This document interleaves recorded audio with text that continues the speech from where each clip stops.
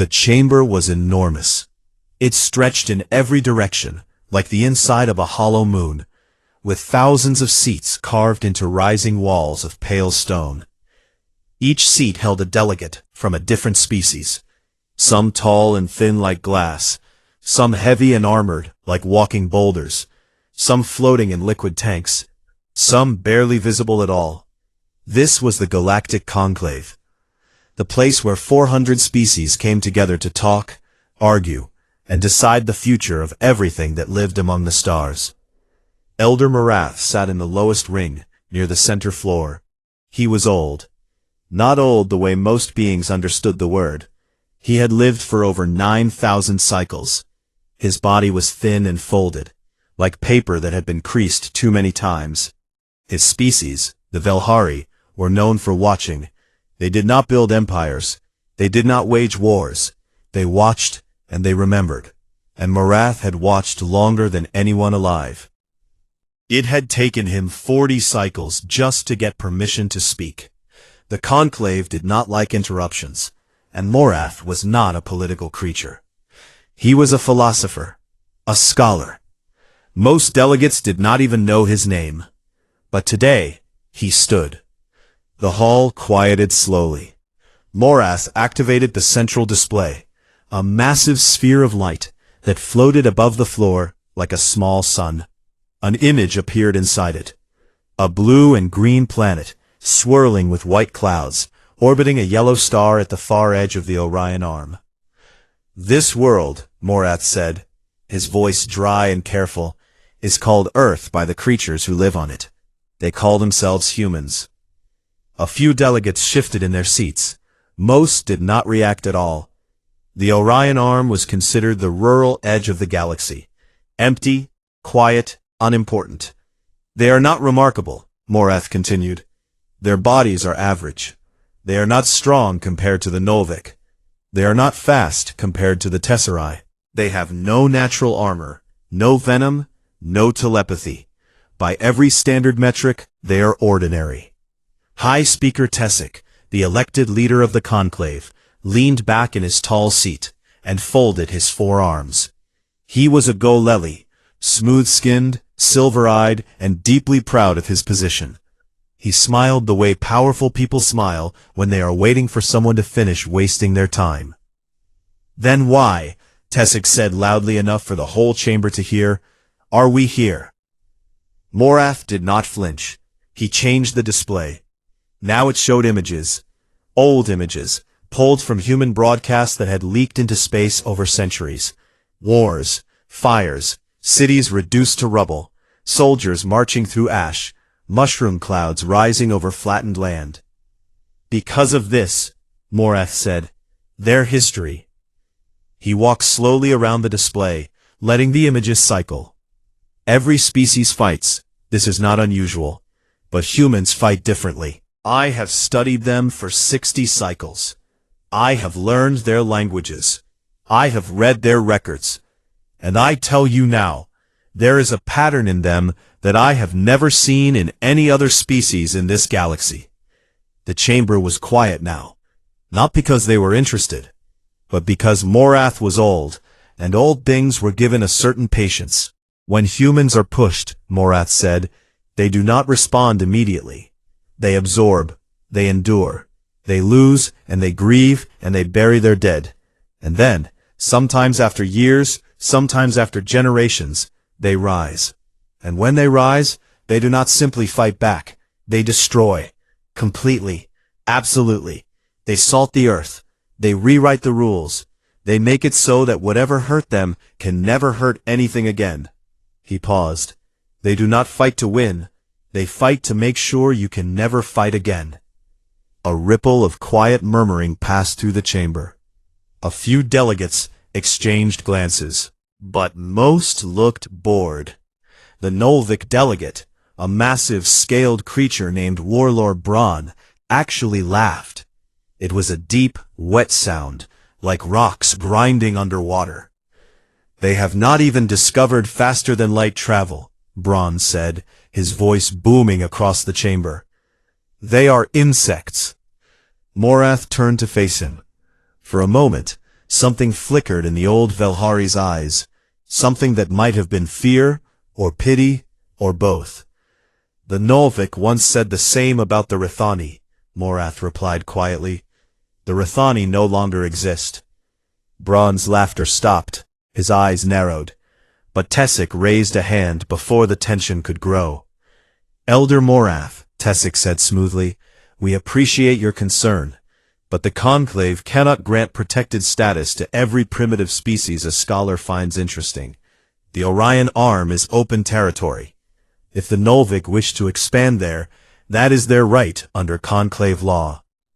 I am not asking you to protect them because they are interesting. I am asking you to leave them alone because if you do not, if you hurt them badly enough, they will come for all of us, and they will not stop. The chamber was silent for 3 long seconds. Then Tessic smiled again. Thank you, Elder. The Conclave will note your concern. The vote was held within the hour. The motion to grant humanity protected status was rejected. 412 species voted no. Only the Velhari voted yes. Morath walked out of the chamber alone. His steps were slow. His hands trembled. He had known this would happen. He had known for years. But he had tried anyway, because that was what the Velhari did. They watched, and they warned, and they hoped someone would listen. No one ever did. That evening, in his small quarters aboard the station, Morath sat before a recording device and spoke his final message to his own people. His voice was steady, but his eyes were wet. I have failed, he said. The Conclave has chosen to ignore what is coming. They see a small young species with no ships, no shields, no place among the stars, and they see nothing to fear. They are wrong. I have looked into the soul of humanity, and I have seen something that does not sleep, does not forget, and does not forgive. Remember this day. When the fire comes, and it will come, remember that I tried. He ended the recording, closed his eyes, and sat in the dark. Far away, on a blue and green world, 7 billion humans lived their lives, without knowing that their fate had just been sealed by creatures they had never met.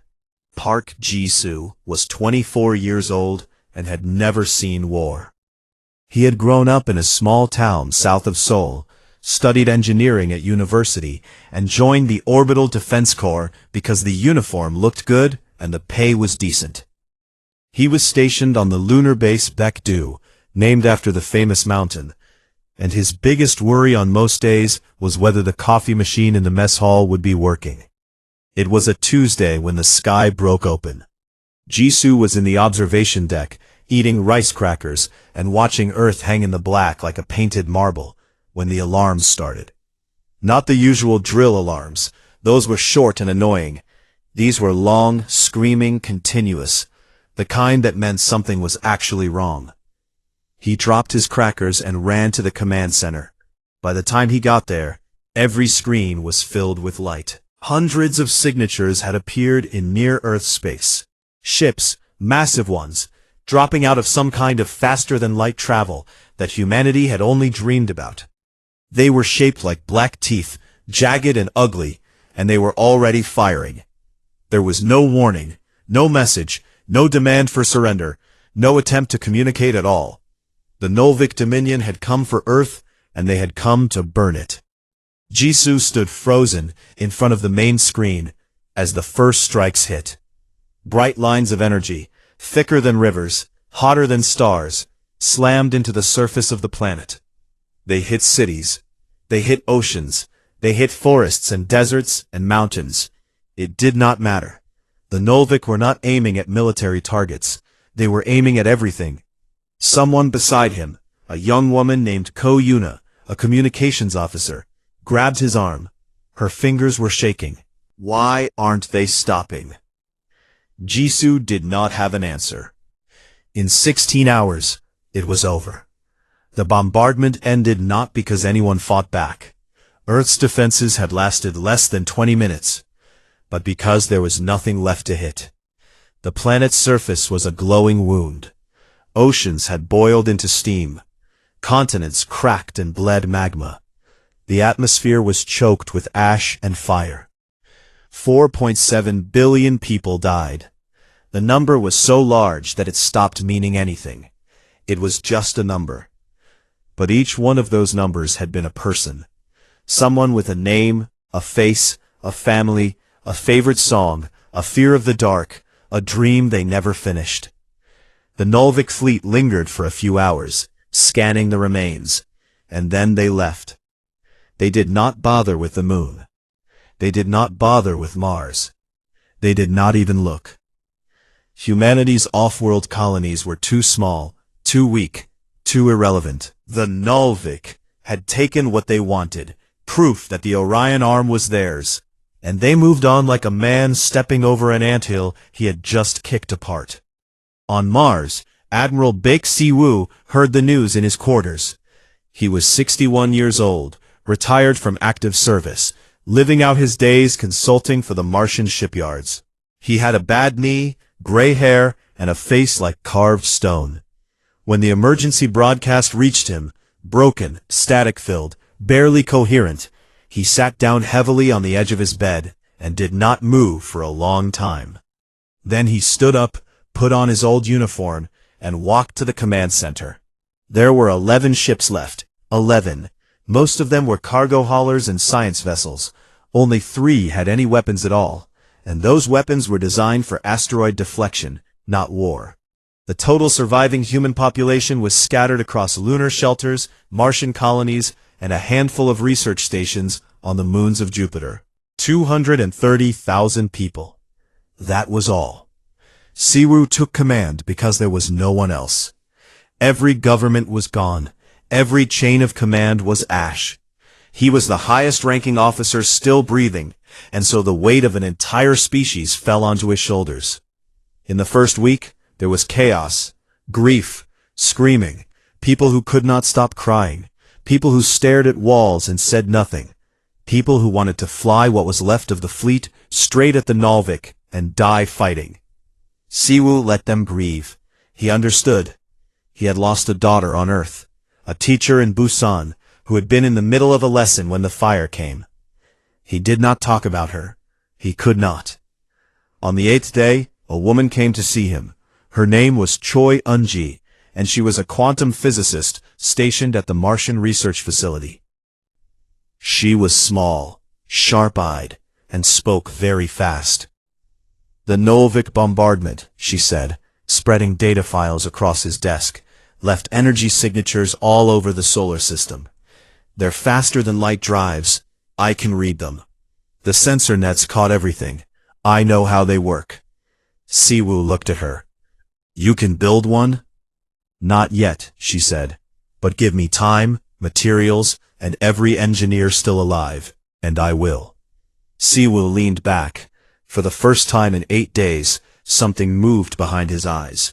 Not hope exactly, but something harder, something colder. You'll have everything, he said. He called a meeting of every surviving leader, military, civilian, scientific. He stood before them in a cargo bay on Mars, surrounded by tired, broken, furious people, and he spoke. Earth is gone, he said. His voice did not shake. Our families are gone. Our cities, our history, our home, all of it is ash. We cannot undo what was done. He paused. But we are still here. 230,000 of us. And I promise you this. We are not going to hide. We are not going to scatter.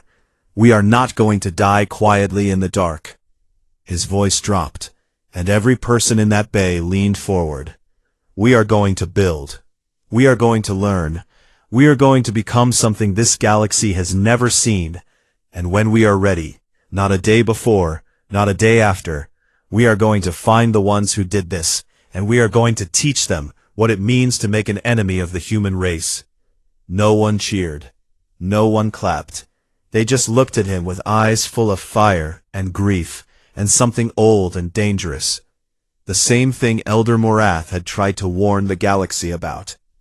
Jisoo, evacuated from Baekdu and standing in the back of that cargo bay, felt it too. He reached into his pocket and touched the small piece of scorched rock he had picked up from a debris field near the moon, a fragment of Earth, burned black and still warm. He held it tight and made a promise he would never speak out loud. The survivors packed what they could and left the solar system within a year. Yunji had not cracked faster-than-light travel yet, but she had built something close, a drive that could bend space just enough to crawl between stars at a fraction of the speed.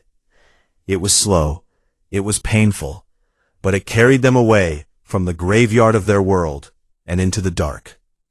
They vanished, and the galaxy forgot about them. That was its first mistake. 20 years passed, and the galaxy did not think about humanity once. The Nalvik Dominion recorded the destruction of Earth as a minor territorial action, a footnote in their expansion reports. Warlord Braun received a small commendation for securing the Orion Arm. The Galactic Conclave updated their species registry, moving humans from active pre-contact to extinct confirmed. A few scholars wrote brief papers, a few archivists filed the records, and that was the end of it. Elder Moroth died in his sleep 11 years after his warning. His apprentice, a young Velhari woman named Sorath, was at his side. In his final hours, he opened his eyes and said something that made no sense to anyone except her. "They are not dead," he whispered. "They are just quiet. And quiet humans are the most dangerous thing in this galaxy." Then he closed his eyes, and the oldest living Velhari was gone. Sorath recorded his words. She filed them in the Velhari archives, alongside his original warning. She did not know if he was right. But she had learned from Morath that the Velhari did not ignore patterns, even ones they could not yet see. Far from the Conclave, far from the Nalvik, far from any mapped trade route or charted system, humanity was alive. They had found their hiding place in an unnamed asteroid belt, deep in a region of space so empty that no species had ever bothered to survey it. Admiral Baek Siwoo named it Mugunghwa, after the flower that symbolized immortality in the old country he would never see again. The asteroids were rich in metal and ice, and the humans hollowed them out like wasps building a nest. They carved living quarters, laboratories, factories, and shipyards into the rock. From the outside, the belt looked like dead stone. From the inside, it was the last heartbeat of a murdered civilization. Siwoo ruled Mugunghwa with an iron will. He was not cruel, but he was absolute. Every resource was tracked. Every person had a role. Every child born in those dark tunnels was taught 3 things before anything else: where they came from, what had been taken from them, and what they were going to do about it. Choi Unji cracked faster-than-light travel in the 3rd year. She did it in a workshop, carved out of an asteroid the size of a small mountain, using equipment held together with welding tape and desperation. When the first test drive folded space and moved a probe 12 light-years in 4 seconds, she sat down on the floor of her lab and cried. Not from joy, but from the weight of what it meant. They could run now. They could scatter across the galaxy and hide forever, safe and forgotten. She brought the results to Siwoo. He looked at the data for a long time. "Can we use this for ships?" he asked. "Yes," she said. "Fast ones. Very fast. We are building." And so they built. For 20 years, the survivors of Earth poured every drop of sweat, every hour of sleep they sacrificed, every ounce of grief they carried, into one single purpose. They reverse-engineered the Nolvik energy signatures that Unji had captured during the bombardment. They studied the shield frequencies. They analyzed the weapon types.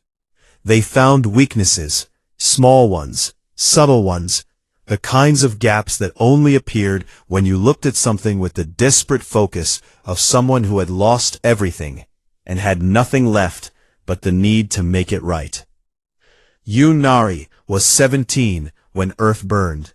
She had been on a school trip to the Martian botanical gardens, the only reason she survived. Her parents, her brother, her dog, her bedroom with the posters on the walls, all gone in a flash of light she did not even see. By the time she was 37, she was the most brilliant tactical mind humanity had ever produced. Nari did not look like a weapon. She was slim, quiet, and wore her hair in a simple braid. She smiled rarely and laughed almost never. But behind her calm eyes was a mind that could see patterns in chaos the way a musician could hear melody in noise. Siwu recognized it early and gave her access to every piece of intelligence they had gathered. Nulvic fleet movements, conclave trade routes, communication protocols, military doctrine. She spent years studying it all. She mapped every Nulvic supply line, every fuel depot, every shipyard, every communication relay. She learned how the Dominion moved, how it fed itself, how it talked to itself. And then she designed a plan. It meant restoration of light. It was not a battle plan. It was an extinction event for an empire. Nari had no interest in fighting the Nulvic fleet ship to ship. They had thousands of warships, and humanity had 40. 40 small, fast, strange ships that Unji's engineers had built from stolen science and human stubbornness. Going head-to-head would be suicide. Instead, Guangbok targeted everything that kept the Nulvic Dominion alive. Not its warriors, but its bones, its fuel, its communications, its supply chains, its ability to coordinate, to resupply, to see. Nari's plan would blind them, starve them, and isolate them in a single coordinated strike across 200 targets, all hit within the same hour. You don't kill a giant by punching it, she told Siwu during one of their planning sessions. You cut the threads that hold it up, and you let gravity do the rest. Han Doyun, now 46, commanded the lead ship, the Pale Dawn. It was a stealth warship no bigger than a Nulvic patrol boat, painted black and running silent. Doyun had spent 20 years becoming something between a soldier and a ghost. She spoke little, she wasted nothing. Her crew feared her in the way that people fear a surgeon, not because she was unkind, but because she never hesitated. Jisoo served as her second-in-command. He was 44 now, lean and scarred, with gray starting at his temples. He still carried the piece of burned-to-earth rock in his pocket. He touched it every morning when he woke up, and every night before he slept. It was his clock, his compass, his reminder that everything they did had a reason. In the 20th year, Siwu called a final assembly. He was 81. His body was failing, his lungs rattled, his hands shook, his bad knee had become 2 bad knees. But his eyes were still iron. He stood before the assembled fleet crews in the main cavern of Mugonghwa and spoke for the last time. I have kept you alive, he said. That was my job, and I have done it. But staying alive was never the point. The point is what we do with the life we have left. He looked at Doyun, at Nari, at Jisoo, at the hundreds of faces staring back at him, faces born in asteroid tunnels, faces that had never breathed real air or felt real rain, faces that carried the memory of a world they had never seen but loved with a fierceness that frightened even him. Guangbok begins, he said. No mercy, no negotiation. Make it so they never forget what they did to us. He died that night, quietly, in his quarters, with Unji sitting beside him, holding his hand. She said he smiled at the very end, though no one else saw it. 12 hours later, 40 ships slipped out of the asteroid belt and vanished into the dark. The galaxy still did not know they were coming. The first sign that something was wrong came from a Nulvic border station in the outer colonies. A routine supply ship failed to arrive. The station commander sent a message to the central logistics hub asking for an update. The message went out, and nothing came back. He sent another, then he tried a different channel. Then Every channel. All of them were dead. Across Nolvik space, in the same hour, 200 targets went dark. Fuel depots exploded in silent fireballs that no one saw because the sensor arrays meant to detect them had already been destroyed. Communication relays, the massive orbital towers that linked the Dominion's 100 colony worlds into one voice, were cut apart by weapons that moved faster than anything the Nolvik had ever tracked. Shipyards, where half-built warships sat in their cradles, were hit with precision strikes that melted the cradles and left the surrounding stations untouched, as if the attackers wanted the survivors to see exactly what had been taken from them. It happened in 72 hours. 3 days. That was all it took. The Nolvik Dominion, an empire of 80 billion souls, spanning 40 star systems, commanding a war fleet of over 2,000 ships, woke up on the fourth morning, blind, deaf, and starving. Nari watched the reports come in from the command room of the Pale Dawn and felt nothing. Not satisfaction, not joy, not relief. She had designed Guangbok to work like a body shutting down, first the nerves, then the blood, then the breath. She had spent 20 years building this moment in her mind, running simulations, adjusting variables, planning for every possible response. Now that it was happening exactly as she had predicted, she felt only the cold, clean emptiness of a finished equation. Han Do-yoon stood beside her, arms crossed, watching the same data scroll across the screens. Phase 2, Do-yoon said quietly. Nari nodded. Phase 2. The Nolvik were not stupid. Warlord Braun, now older and thicker but still sharp, understood within hours that this was not a malfunction or a coincidence. Someone was attacking the Dominion, not its soldiers, not its planets, but its skeleton. He rallied what he could. Even blind and cut off from his outer colonies, he still had over 1,000 warships near the homeworld. He sent them out in hunting packs, spreading across the nearby systems, searching for the enemy. They found nothing. The human ships were ghosts. The Pale Dawn and its 39 sister ships were built for one thing, to strike and vanish. They were small, fast, coated in materials that absorbed sensor signals, and powered by drives that could jump in and out of faster-than-light travel in fractions of a second. A Nolvik patrol would scan a sector and find empty space. 10 minutes later, after the patrol had moved on, a fuel station in that sector would explode. It drove the Nolvik mad. Braun ordered his ships to hold position and guard the homeworld. It was the right move tactically. Consolidate, protect the core, wait for the enemy to overextend. But Diane had expected it. She was not going to overextend. She was going to let the Nolvik sit in their defensive formation, burning fuel they could not replace, eating food that was not being resupplied, waiting for an attack that would come from a direction they were not watching. While the Nolvik fleet sat and waited, Jisoo led a boarding team onto a Nolvik command station in the outer ring, one of the few that still had power. The station was crewed by a skeleton staff of technicians who surrendered the moment the airlock opened. They had not eaten in 2 days. Jisoo ordered his team to give them food and water before doing anything else.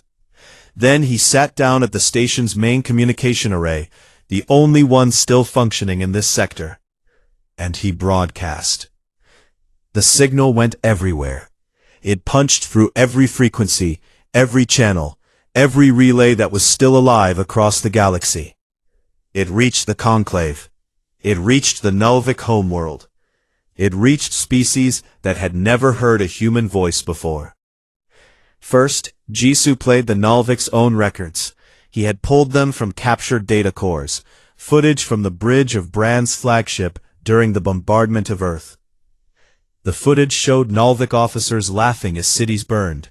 It showed them placing bets on which continent would crack first. It showed them cheering when the Pacific Ocean began to boil. It showed the final tally. 4.7 billion dead, displayed on a screen while the bridge crew celebrated with drinks. The footage played for 11 minutes. Jisoo let it run without interruption. Then he spoke. His voice was calm, steady, and carried the weight of a man who had spent 20 years holding a piece of his dead world in his pocket. "My name is Park Jisoo," he said. "I am a human. 20 years ago, the Nulvik Dominion destroyed our planet. They killed 4.7 billion of our people. They did it without warning, without reason, and without mercy. The Galactic Conclave knew it was going to happen. They voted to allow it. You watched. You knew. You did nothing." He paused. "Now watch again." The galaxy had heard it, and for the first time in 20 years, the galaxy was paying attention. Doyen moved the fleet to the Nulvik homeworld. The Nulvik Defense Fleet, 1,047 ships, was waiting in orbit. They were arranged in a layered formation, shields overlapping, weapons charged. It was an impressive display. Any other species in the galaxy would have seen that wall of warships and turned away. Doyen did not turn away. She opened a channel to Nari. "How long?" she asked. Nari studied the formation for 4 seconds. 11 hours if we're careful. 6 if we're not. Doyen's voice did not change. "Be careful. I want them to see every ship they lose." The battle of the Nulvik homeworld lasted 9 hours. It was not a battle in the way the galaxy understood battles. 2 fleets crashing together in a storm of fire. It was a hunt. The human ships moved through the Nulvik formation like wolves through a herd of blind animals. They struck at shield gaps that Nari had identified years ago. They fired weapons that operated on frequencies the Nulvik shields were not designed to block. They used their FTL drives to jump micro-distances, appearing behind a ship, firing, and vanishing before the ship's weapons could turn. One by one, the Nulvik warships died. Some exploded. Some simply went dark and drifted. Some tried to flee, but there was nowhere to go. Their FTL network was gone, destroyed in the first wave. They were trapped in their own system, dying in their own sky. Bronze flagship was the last.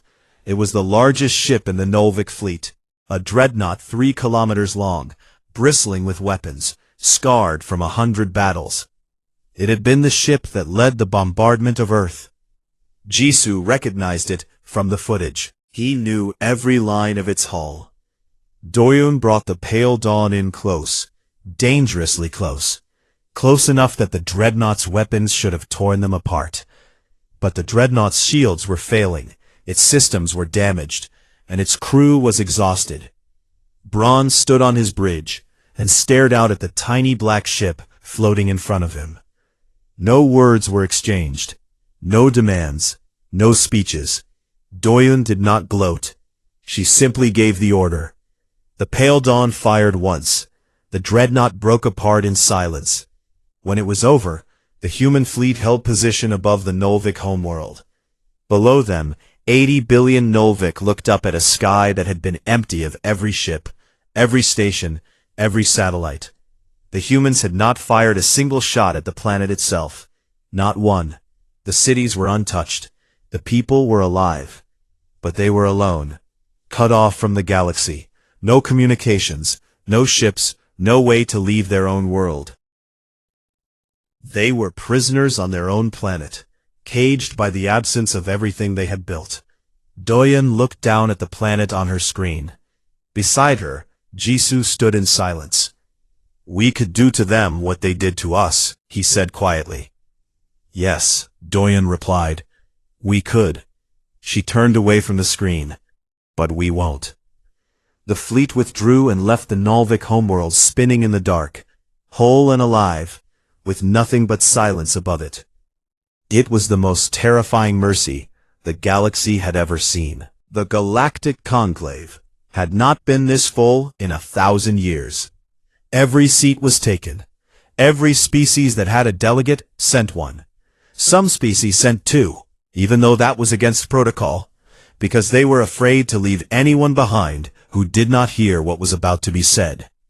The massive chamber on Axis Prime hummed with low, nervous conversation, a sound like the buzzing of insects before a storm. High Speaker Tessic stood at the center, his silver eyes moving across the chamber with the careful calm of a man who knew he was standing on cracking ice. He had called this emergency session himself. The reason was simple. The Nulvik Dominion, one of the most powerful military civilizations in the galaxy, had been dismantled in less than a month. Not defeated, not weakened, dismantled. Their fleet was gone, their infrastructure was gone. Their empire was a collection of isolated, silent worlds. And the species that had done it, a species the Conclave had officially listed as extinct, had done it with 40 ships. 40. The number moved through the chamber like a cold wind. Delegates whispered it to each other, as if saying it louder might make it more real. 40 ships against 2,000. 40 ships against 80 billion. 40 ships, and the Nulvik Dominion was a memory. Tessic wanted a vote. He wanted to declare humanity a galactic threat, and assemble a combined fleet. Every species contributing ships, forming an armada large enough to crush this new danger before it grew any further. He had spent the last week building support, calling in favors, making promises. He was confident, afraid, but confident. Then the doors opened. 3 humans walked into the chamber. They wore simple black uniforms, with no rank insignia, no decorations, no medals. They carried no weapons. They walked in a straight line down the central aisle toward the speaker's floor, and every eye in the room followed them. Han Do-yoon walked in front. She was 47 years old, her dark hair cut short, her face calm and unreadable. She moved the way she always moved, without wasted motion, without hesitation, as if the air itself stepped aside for her. Park Jisoo walked to her right. He was taller, leaner, with gray at his temples and old scars on his hands. His eyes moved slowly across the chamber, taking in every face, every species, every delegate who had voted 20 years ago to let Earth burn. Yoon Nari walked to Do-yoon's left. She carried a small data device in her hand, nothing else. They reached the center floor and stopped. The chamber was completely silent. 400 species held their breath. Tessic spoke first. It was his chamber, his session, and if he let the humans speak first, he would lose control of the room entirely. "You are not recognized delegates," he said, his voice steady. "You have no standing in this chamber. We are the species you tried to erase," Do-yoon said. She did not raise her voice. She did not need to. The acoustics of the chamber carried her words to every corner, and her tone, flat, measured, impossibly calm, was more frightening than any shout. Tessic's mouth closed. Do-yoon looked around the room. She took her time. She wanted every delegate to feel her eyes on them, even for a moment. 20 years ago, she began, an elder of the Velhari stood where I am standing now. His name was Morath. He told you about us. He told you what we were. He told you what would happen if you heard us. And you laughed at him.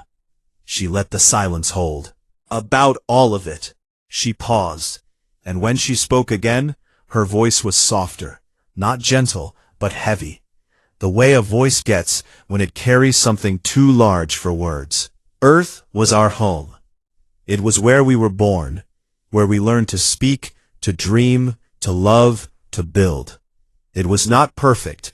We fought each other on that world for thousands of years. But it was ours.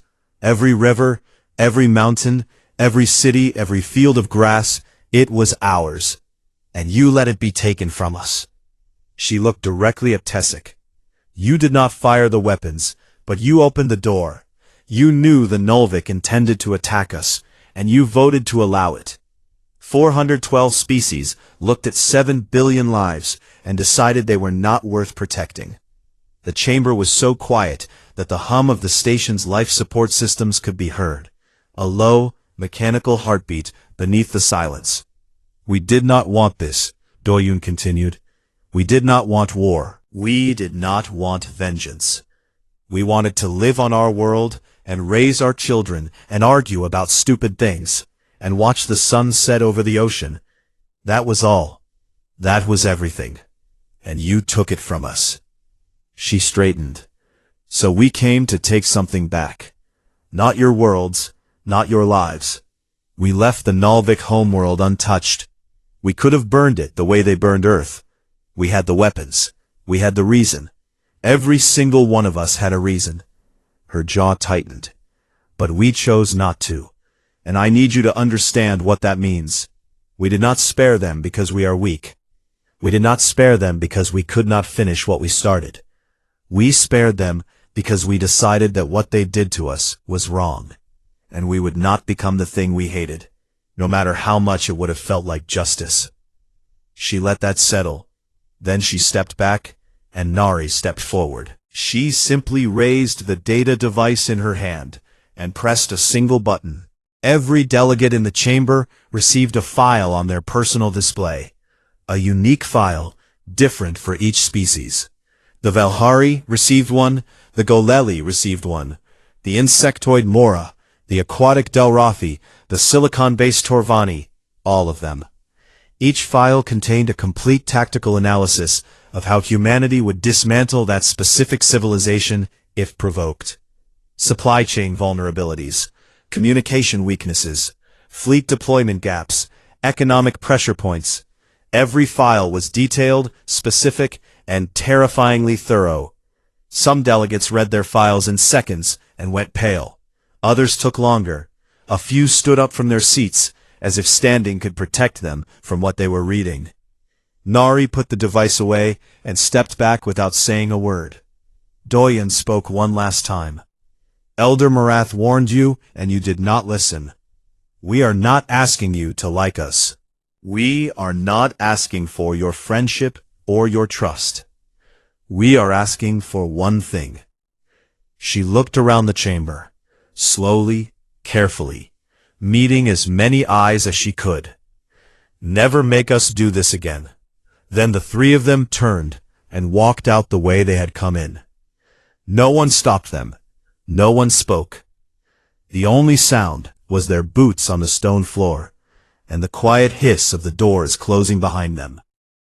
The chamber remained silent for a very long time. When the vote came, it was unanimous. Humanity was granted a permanent seat on the conclave, and sovereign territories spanning 12 star systems. The first time in the history of the galaxy that a species had earned membership not through diplomacy, not through trade, not through cultural contribution, but through the simple, absolute demonstration that they could end anyone who stood against them, and the far more terrifying demonstration that they had chosen not to. 1 year later, on the anniversary of Earth's destruction, Jisoo took a small shuttle back to the Sol system. He went alone. Doyun offered to come with him, but he shook his head. This was something he needed to do by himself. He parked the shuttle in high orbit above Earth, or what had been Earth. The planet below was still scarred. The oceans had partially returned, shallow and gray, filling the lowest craters. The continents were black and cracked, like a broken plate that someone had tried to glue back together. There was no green, no blue, no lights on the night side. Just a wounded rock spinning slowly in the light of a yellow star. Jisoo sat in the cockpit for a long time, looking down. He reached into his pocket and took out the piece of burned rock, the fragment he had carried for 21 years. It was smooth now, worn by his fingers, warm from his body.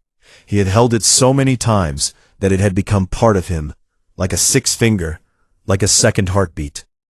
He opened the shuttle's airlock, held the rock in his open palm, and let it go. It floated out into the vacuum, caught the sunlight for a moment, and then drifted down, slowly, impossibly slowly, toward the world it had come from. I'm bringing you home, he said to no one. Then he closed the airlock, sat back in his seat, and cried for the first time in 20 years. Far away, on the Velhari homeworld, Elder Sorath, Morath's apprentice, now an elder herself, opened the ancient historical record of her people. It was a document that stretched back millions of years, containing the observations of every Velhari who had ever watched the galaxy and tried to understand it. She picked up her writing tool, and in the careful, precise script of her people, added a single line at the very end.